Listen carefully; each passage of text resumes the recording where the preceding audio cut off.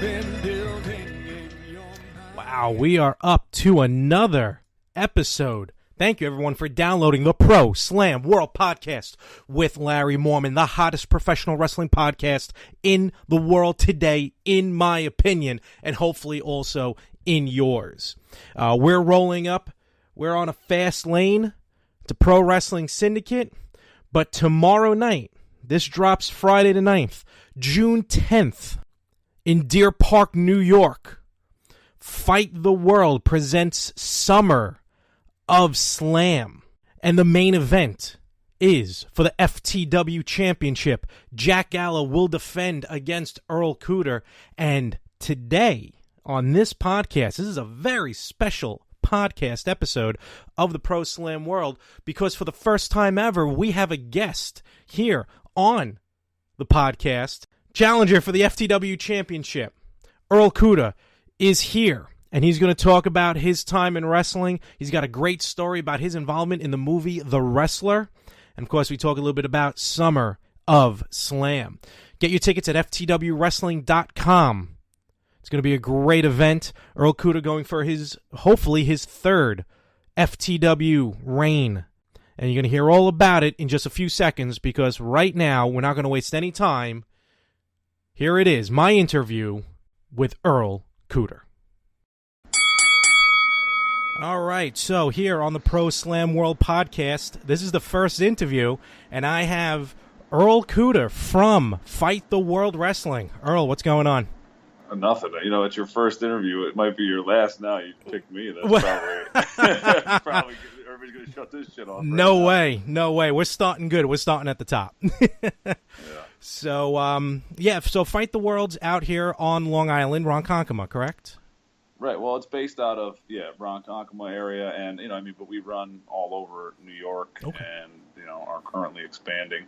But, we've been between, Long Island and New York City for about 10 years. Oh, good. Awesome.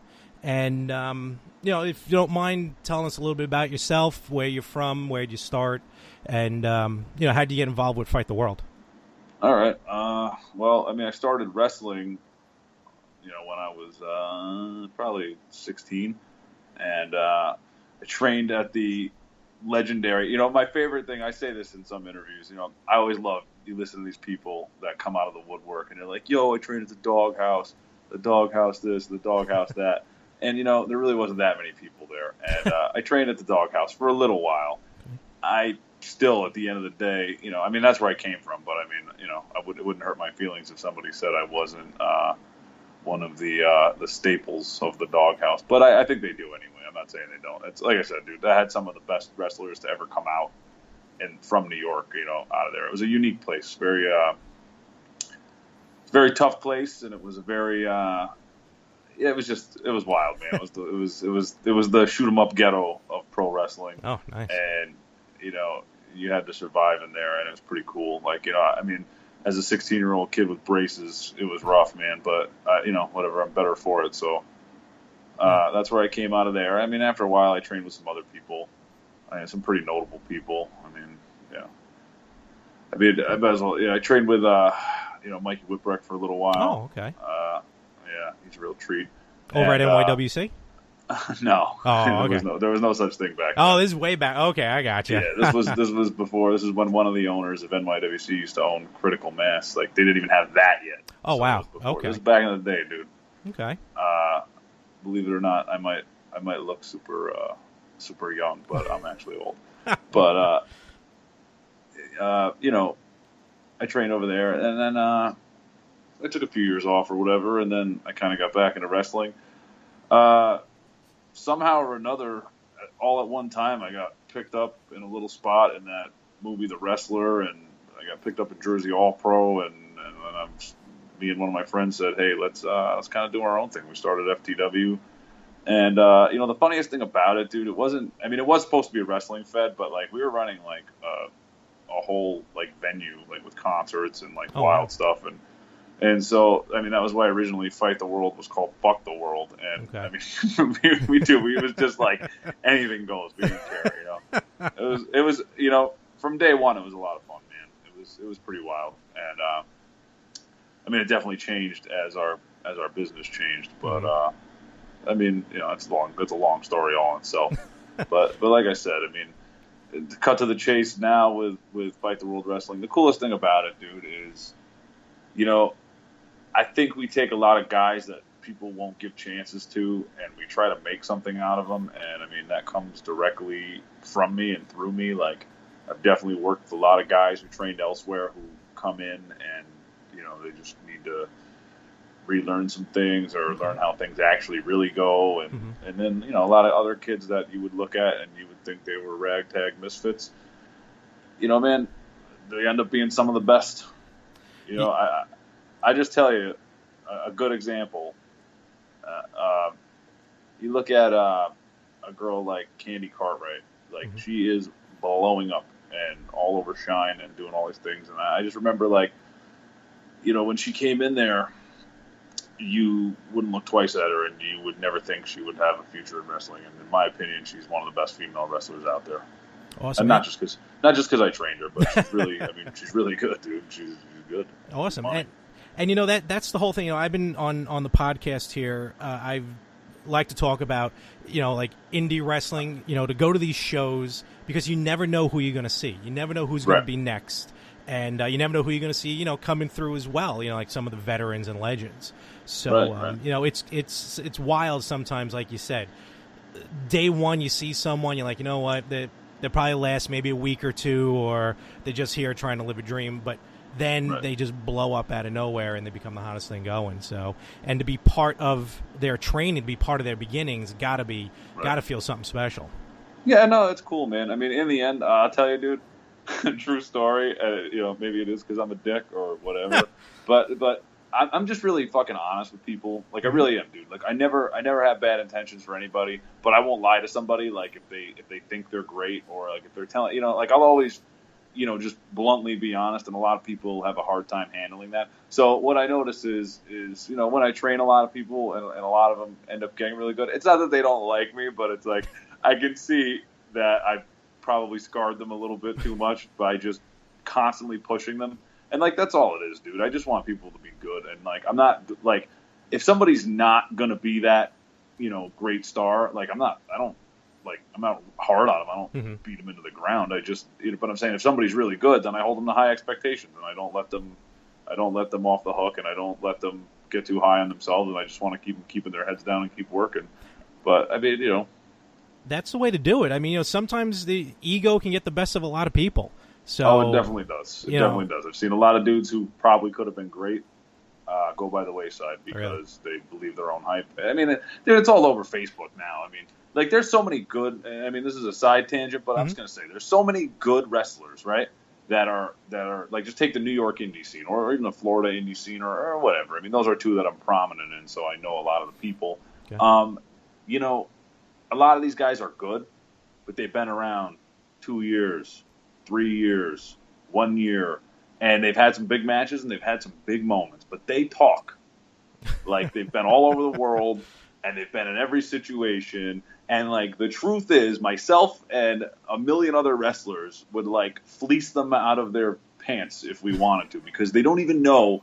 They're like, you know what I mean? They're like children walking into a conversation with grown-ups. Like, it's just, so it's funny to see like these guys just get so high on themselves and just, waving it out there on Facebook and, nobody can stop me and this is my time. And like, there's a way to do that. That's marketing. And then there's a way to do it where you just sound like a jerk off. And I think where it gets to is just too many guys sound ridiculous to me. It's they're still green, but they think they already got their Mania moment. It's right. But I'm saying these aren't guys that are like, all right, maybe the average fan would see them and not know that they've only been doing it. They're good. They're great workers. They look good.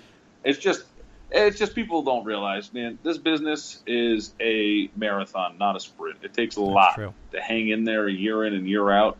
And, I mean, it's not like an overnight thing. There's guys that have been in this for 15 years before they get a real shot, and all of a sudden, boom, they get a real shot, and they're superstars. And I mean, that happens all the time. Like, it really, more often than you think. I never thought of it like that. You're right. A lot of the guys, even now, whether it's WWE, Ring of Honor, or some of these other groups. Just look at 205 Live, dude. Half those guys have been wrestling 10 years or more. Oh, totally. You know what I mean? Yeah. I'm saying, and they're all high flying and they're all great. And I'm saying the one thing that separates them from probably 90% of the other guys on the indies that can do the exact same things is that they've been doing it longer, Mm-hmm. and it's just they're not going to fade away. They know how to not burn out. You know what I mean? They know how to stay healthy. They know how to stay relevant. They know how to take. You know what I mean? They know how to take. They know how to manage their life, because that's the part people miss, and that's what I try to teach people in wrestling. You have to learn how to manage your life to do this, because, like I said, just going on Facebook and saying you're the hottest thing on the planet at the moment that you are is not an accomplishment.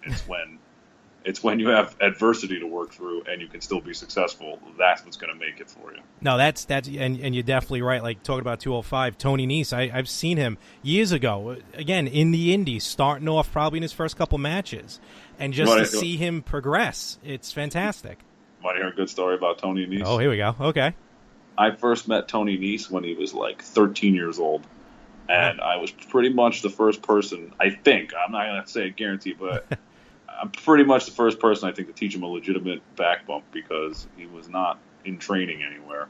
And I can tell you this about Tony Nese. He was 13 or 14 years old, and I already knew that he was going to grow up to be one of the best wrestlers on the planet. Because even then, this kid could do Phoenix 450 splashes off of ladders and everything else. But it wasn't that really impressed me. It was always his movements. For someone that never, like, at this point, I had trained a little bit. And I didn't, whether I was good at it or not, I understood, about movements and, like, where your feet needed to be and, like, what. This kid just was born with it, dude. Like, I don't know. Like, he just it just locked it in like a robot when he saw it on TV. I mean, every movement was I just knew one day that he would grow up. I tell the story all the time. We had a sick backyard fed, dude. It was me, Mikey from the Spirit Squad, Tony Nese. I mean, we were pretty. It was pretty good, dude. Backyard, there you go. It was pretty good. My brother. I mean, it was a nasty. That's why we drew. I mean, we used to draw like 100, 150 really? people in our backyard. Yeah, it was sick. Holy cow! Where in New York or Florida? Or? Yeah, that was in Port Jeff Station, Long Island. Oh, okay. At one of my friends' house, like every Friday night. Like, holy this was cow. like, you're talking. I don't know what year, but maybe like 01. 2000, 2001. Okay, so that was almost kind of like the late 90s was that height of backyard wrestling. Oh, yeah, you could. Yeah, exactly. We were like the. And I can tell you from experience, it was the height of backyard wrestling. Me and my buddies everybody was doing backyard. That's what I'm saying. But we didn't draw as many numbers. Maybe we got about 4 people to come over. I'm telling you right now, we drew massive. Are you kidding me? Literally 150 people in the backyard. Cow. Cops would be pulling up, like trying to shut us down. I remember one time a cop came in the backyard. Well, this dude, this other indie dude, Jim Sullivan, was powerbombing a guy through a table with a garbage can on top of it. Like, I just remember the cop's face. Like, when he walked into the backyard and saw, like, he thought he was breaking up a house party. And then he just saw that, and, like, I'll just never forget, like, the cop was like, and, like, somebody already ran up to the cop and was like, "Hey, we're done. This is the last match. We're finishing." The guy didn't know what he was looking at. You know what I mean?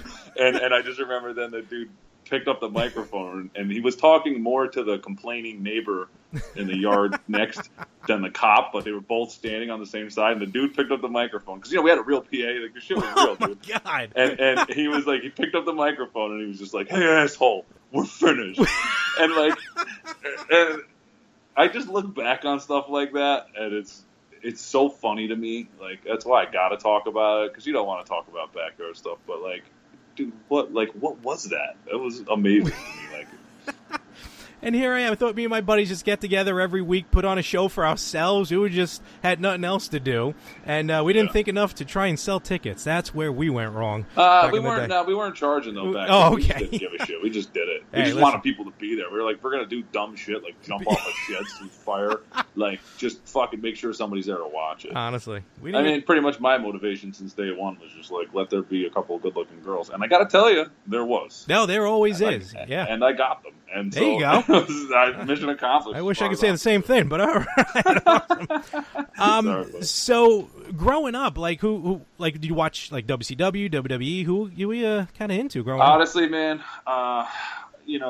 when I was real young, obviously like classic WWF, like Hogan was by far my favorite. Like Jake the Snake, which is cool because growing up, I got after I grew up, I got to wrestle Jake the Snake and Honky Tonk Man and all these guys. Awesome. And not only that, they actually like me, which is cool. Even better. You know what I mean? Like, it's always a compliment, always cool. Like, I've wrestled Honky Tonk Man like all over the place, and every time I'm in the locker room with him, and like if they're trying to put him against just random guys, like he's always like, if he sees me, he's like, I'm only working with him. Oh, that's awesome. And like it's so like I always appreciate that, and like it's a really good feeling. In the late '90s, I started watching again. Like there was that time in the early '90s that just kind of faded away from me. I didn't really give a shit. Mm-hmm. And the Attitude Era, obviously everybody was watching. Everyone was back. And yeah. I liked all the same guys everybody liked. I wasn't the hugest. Like I thought Stone Cold was cool, but I wasn't really my guy. Really? I always liked like Bret Hart. All right. I especially liked when he was the heel though. Like I loved. Oh my god! Like when he would just shit on Americans. Like I loved that. All the way up to the Montreal Screwjob. That was a great run. Yeah, I love that. I always liked Shawn Michaels a lot. Obviously, I thought the DX thing was awesome, and the Hardy Boys. I mean, who wouldn't like that? Especially because I was skinny. So there you go. I was gonna say, were you a DX guy or an NWO guy? But I think you just answered that one. Yeah, by far, way more DX, and then. But only, I would say, because of Shawn Michaels and Triple H. Mm-hmm. And, like, maybe Chyna, because, like, that was, she was just a huge chick, so that was pretty funny. It was like, I like watching her kick the shit out of people. That was good. I gotta ask you, what was it that first time you actually stepped into the ring with a legend who you grew up watching? What was that feeling like? I can't even imagine what that would be like. I'm going to say the first time that happened, if I'm not mistaken, let me see. I think it was Jake the Snake. Mm-hmm. And, I mean, maybe it would have been a little more surreal if I hadn't picked him up that day.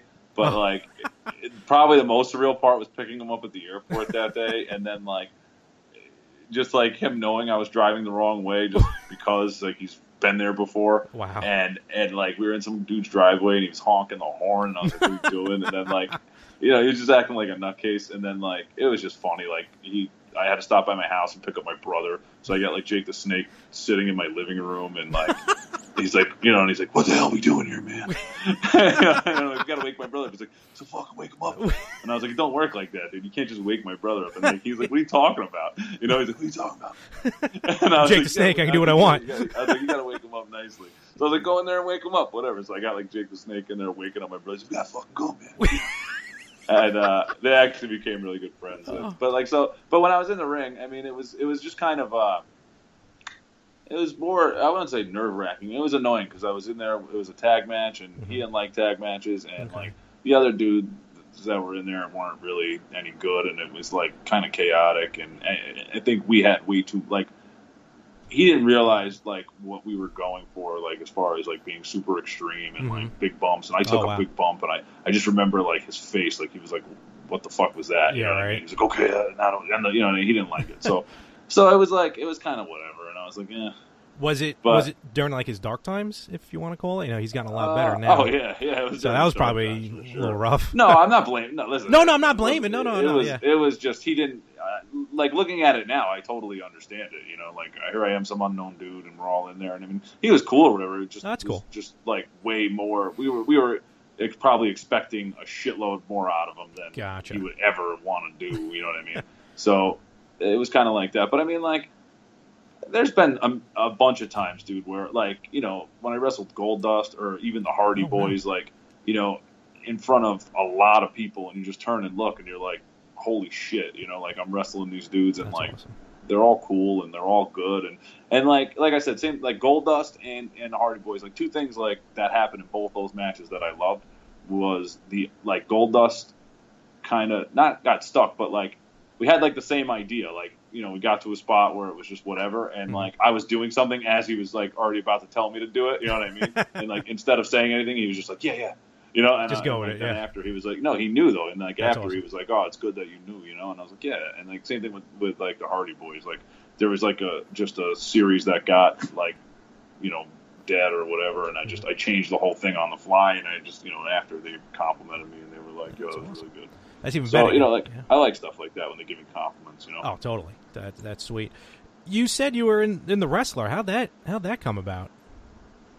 It's probably like the biggest. You want to talk screw jobs? It's probably the biggest fucking screw job of my whole life, and I haven't talked about this much. Oh. So that guy Evan Ginsberg started like recruiting all these people to go down to the auditions. You know, he was an executive producer or whatever he was, I think, right? Mm-hmm. So obviously, I was a huge Darren Aronofsky fan. I love that movie, Requiem for a Dream. Oh yeah. You know, this is a point where I had come back to wrestling, and essentially, I mean, not like I'm somebody now, but I was really fucking insignificant at that point. I was just a very low-level New York indie guy. I got lucky. I had just gotten into Jersey All-Pro, but just as a joke. I mean, that's where Earl Cooter came from. They made that gimmick, Jersey All-Pro. Really? And yeah. And it was an emergency because somebody got hurt, and then they just came up with a stupid idea to just get me in the ring to fill time on their big anniversary show because they needed something for Human Tornado at the time, who was like fucking huge. Mm-hmm. And they were like, okay, we just need something. And they're like, you're going to be Earl Cooter. And they're just like, you're a redneck guy, fucking roll with it. And they're like, show up tomorrow. And I was like, okay, cool, you know? So at that same exact time, like probably the week before, I had the first interview with the wrestler movie. It was an open casting. Everybody was there. I remember like Zandig being there, and I remember like this is how out of the scene I was. I remember Zandig talking to me, mm-hmm. and he said something like, "You don't know who I am," and I was like, I have no idea. And I remember looking at like Danny DeMantle, being like, "Oh, this guy doesn't know who I am." I'm like, I don't fucking know who this guy is, you know. I mean, I still really don't, but I mean, you know, but. The point is, I mean, I know of them, you know, but at the time I didn't even follow that stuff. Like, you know, people in indie wrestling think that everyone follows indie wrestling, and the truth is they don't. Like, I don't blame little kids at fucking Walmart when they don't know who Earl Cooter is. Why would they? You know what I'm saying? No, I hear you. I mean, sometimes it's cool when I get a tap on the shoulder and somebody recognizes me, but I don't expect the mainstream public to really know. But I think some of these guys get a little carried away and a little delusional, Probably. And they think that you know, everybody should know them, especially I guess if you're in wrestling. But anyway, so I went to the thing. I read some lines. I got to talk to Darren Aronofsky, and you know, being the way I usually am, I volunteered a lot of help in the fact that I was like, well, what are you looking for? Like, I always ask questions outside of wrestling. Like, I was like, you know, what are you looking for? Where are you filming this? Like, you know, do you need, like, to use a ring? Because I had a ring. And I was like, do you need, you know, what kind of stuff do you need for this movie that maybe I could get involved with to get some money, obviously. Of course. And so, long story short, you know, they could obviously, at the time, dude, I didn't even have a body. I was really skinny. I was probably about $145. Oh, okay. You know, and I mean, I hadn't lifted weights in years, you know, ever at that point in my life, like since I was in like high school.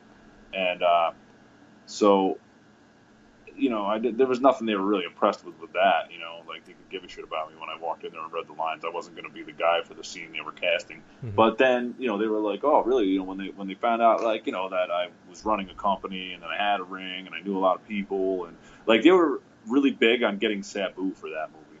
Oh. And at the time, you know, I still am. I mean, I've always been close with Sabu. So cool. At the time, nobody could find him because what had happened was, you know, he didn't want people to know, but he broke his vertebrae in his lower back, right? Oh, gosh. And this is like 07, 08, right? He broke a vertebrae in his lower back, and he didn't really want people to know, and he kind of like disappeared off a Mexico trip. At the time, he was kind of in TNA, so nobody, like, he no-showed TNA, so nobody knew where he was or whatever, and they were like, yeah, we're trying to get this guy, and I was like, I can get him for you. And they were like, okay, and they were like, set it up, you know, and I was like, all right. So then we were talking more and more, and they're like, oh, we're going to get you a SAG card, we're going to get you a finder's fee if we use Sabu for the movie, and we're going to pay him a ton of money. And they were like, you know, also we're looking for a location to film the last scene of the movie. Well, I brought Sabu in there, which was like the most crazy day ever, by the way, like getting him in there. It was ridiculous. So this is like weeks later. So I bring him in there.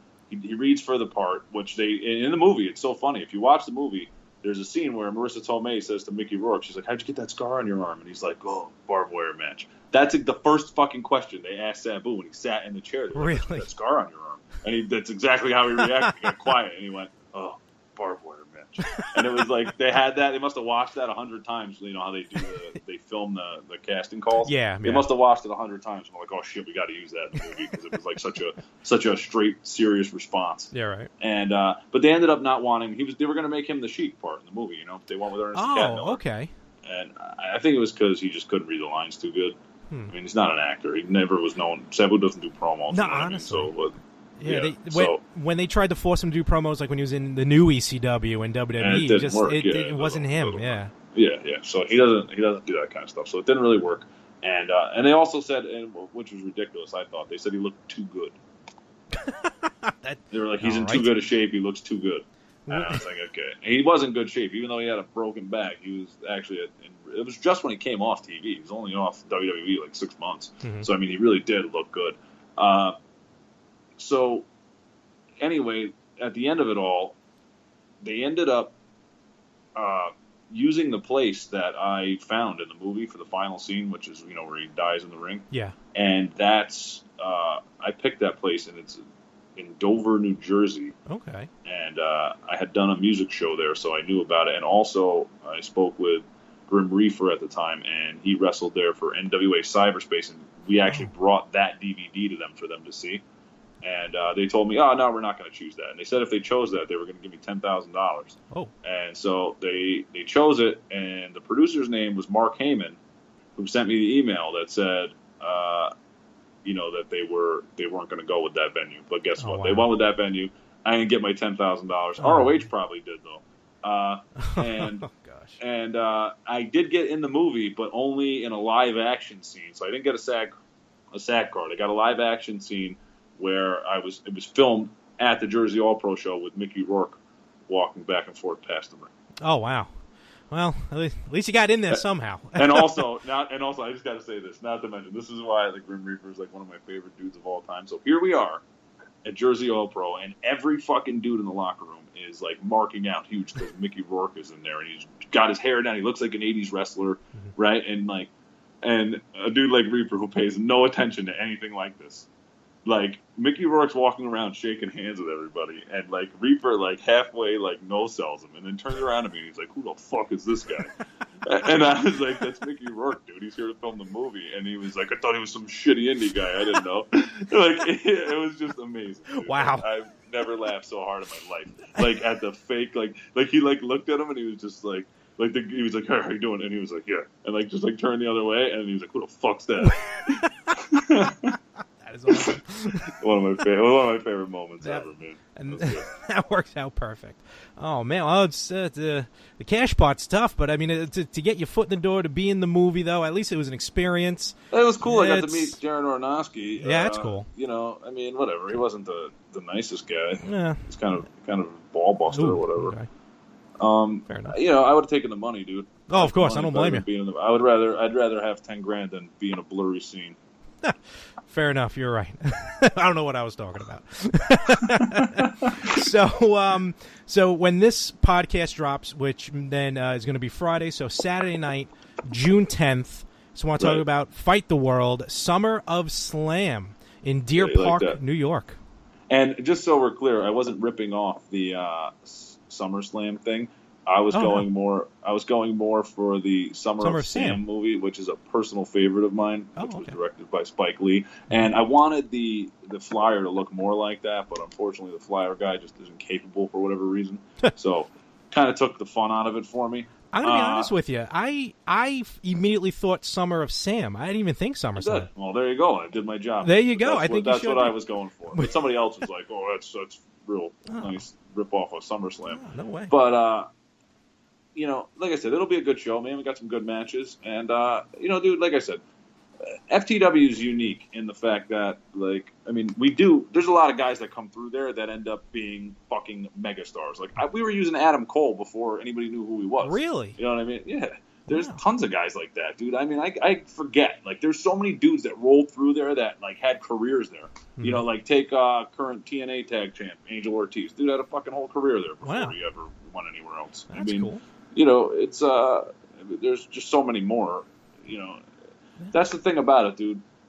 It's not random, but it's a underground assemblage of mostly guys that are people. I mean, some but some you don't, and but they always end up in the end, it's always worth checking out, and there's always unique things that happen, and I would say that's because it's run by people that understand wrestling and understand what makes for a good show. And so it's an entertaining way to spend a night. So, yeah, I'd recommend whoever's still left listening to this at this point, if you need to check out a show, please check it out. Definitely. Probably No. not. I've covered some strange topics. The average Some wrestling good- fan is like, what the fuck is this? Oh, come on. Now, Shut that it off. wrestler thing, that's awesome. That's, you get a Yeah. lot of that behind-the-scenes stuff. Yeah, And a lot of it.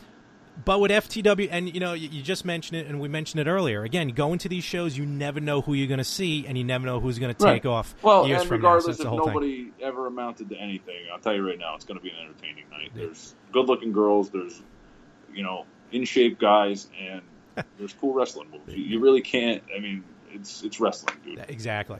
Wrestling show run by wrestlers. Who would have There you guessed go. that would work out? There you go, right? So, That's pretty much how it works. And you check it out at ftw-wrestling.com. Summer. You don't even need No. the dash, bro. Just ftwwrestling.com. There we go. That's how we're doing this on the fly. There's like And 4 ways to get to that site. You do ftwprowrestling.com, ftwwrestling.com, Everything linked. ftw-wrestling.com. It just doesn't matter. Just type in FTW Wrestling. That thing's going to come right up. you're going to find it eventually. And you yourself is going up for your third reign, I believe. You're going to try and get for the FTW Wow. Championship. This guy's been doing research, yeah.